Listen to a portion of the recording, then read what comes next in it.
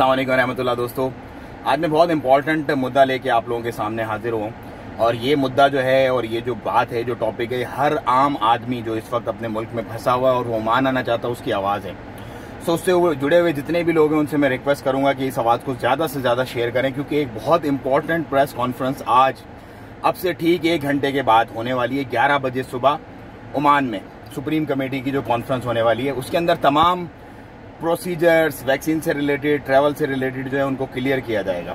सो उसके अंदर हमारी ये रिक्वेस्ट है, जितने भी बैरून मुल्क पाकिस्तानी या इंडियन या बांग्लादेशी जो भी लोग यहाँ पे काम करते हैं, टिकट्स के रेट जो हैं वो एक्सट्रीमली हाई हो गए इस वक्त। पता नहीं, डिमांड एंड सप्लाई तो चलो अपनी जगह पे एक चीज़ समझ आती है, लेकिन आज तक तारीख में कभी इतने टिकट रेट्स हाई नहीं हुए जितने इस दफ़ा हो गए। मतलब आप ये कह लें कि मोर देन डबल प्राइसेस हो गई हैं टिकट की।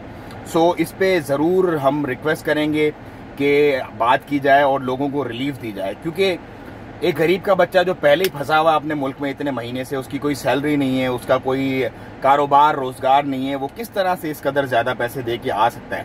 अब वो दोबारा आना चाहता है और यहाँ पे अपना कारोबार या अपनी जॉब जो भी है वो स्टार्ट करना चाहता है, फिर से थोड़ा पैसा कमाना चाहता है। सो उसे थोड़ी सी रिलीफ मिलनी चाहिए। और साथ ही साथ अल्हम्दुलिल्लाह जो कंज्यूमर प्रोटेक्शन अथॉरिटीज़ और जो भी कंसर्न अथॉरिटीज़ हैं ओमान की, वो बहुत ज़्यादा एक्टिव हैं अल्लाह के हुक्म से और बहुत अच्छा काम करती हैं। सो अगर आप लोगों को इससे रेलिवेंट और भी कोई इस तरह की कोई कंप्लेन है तो आप उसको प्लीज़ उन अथॉरिटीज़ से भी आप उनकी कंप्लेन कर सकते हैं, ताकि वो उसको टेकअप करके और इन मामलात को हल करें।